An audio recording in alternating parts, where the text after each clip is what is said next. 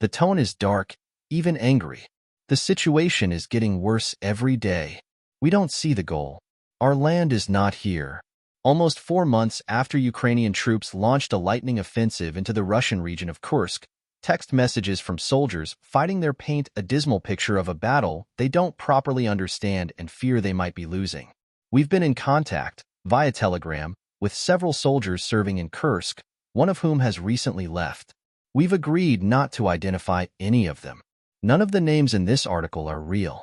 They speak of dire weather conditions and a chronic lack of sleep caused by Russia's constant bombardment, which includes the use of terrifying 3,000 kilograms glide bombs. They're also in retreat, with Russian forces gradually retaking territory. This trend will continue, Pavlo wrote on November 26. It's only a matter of time. Reuters: a Ukrainian soldier stands next to a broken military vehicle in Sumy region, Ukraine, August 11, 2024. Reuters.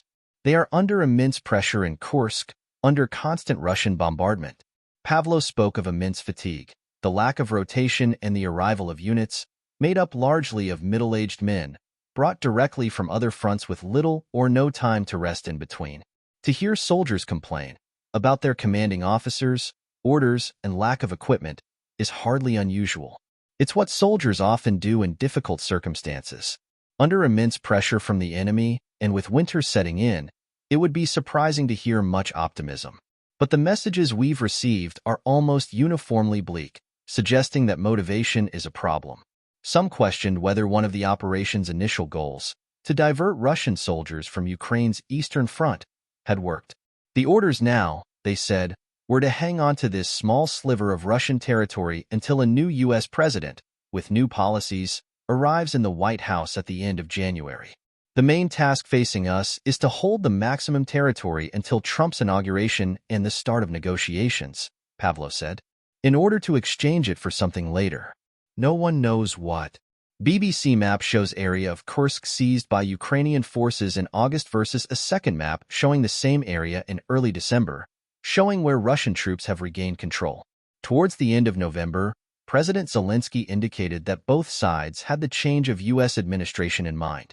I am sure that Putin, wants to push us out by January 20th, he said. It is very important for him to demonstrate that he controls the situation. But he does not control the situation. In an effort to help Ukraine thwart Russian counterattacks in Kursk, the US, UK, and France have all permitted Kyiv to use long-range weapons on targets inside Russia. It doesn't seem to have done much to lift spirits. No one sits in a cold trench and prays for missiles, Pavlo said. We live and fight here and now. And missiles fly somewhere else.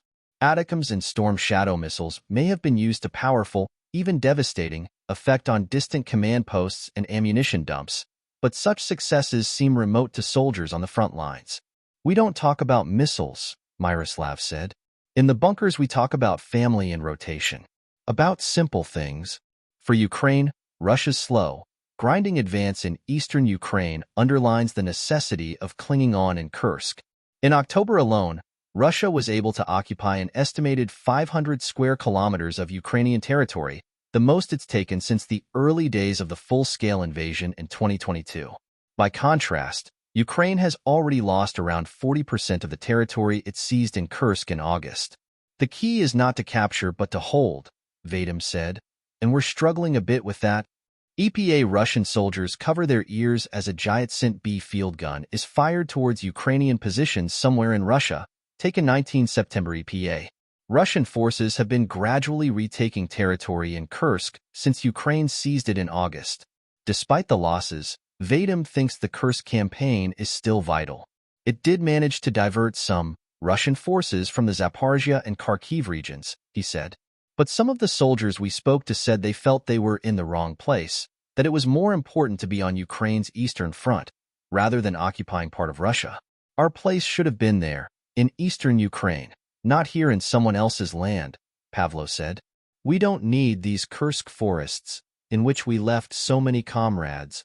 And despite weeks of reports suggesting that as many as 10,000 North Korean troops have been sent to Kursk to join the Russian counteroffensive, the soldiers we've been in contact have yet to encounter them. I haven't seen or heard anything about Koreans, alive or dead, Vadim responded when we asked about the reports.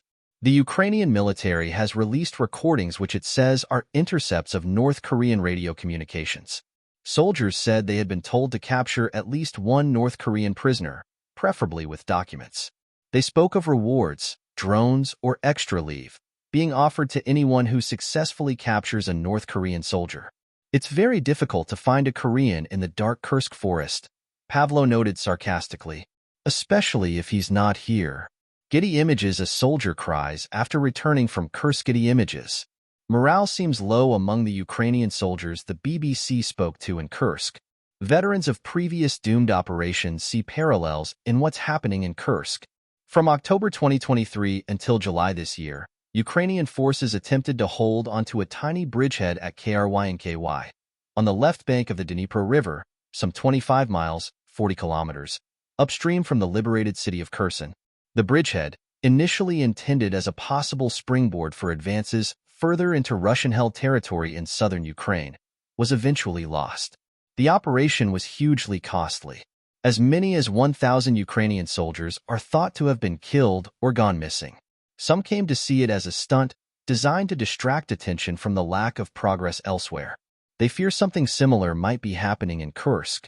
Good idea but bad implementation, says Myroslav, a Marine officer who served in Krynky and is now in Kursk.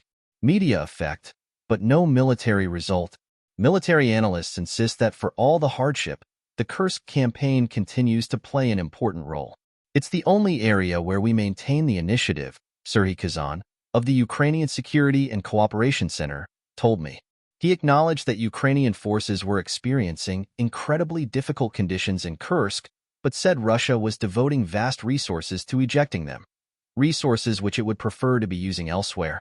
The longer we can hold this Kursk front, with adequate equipment, artillery, HIMARS, and of course long-range weapons to strike their rear, the better, he said.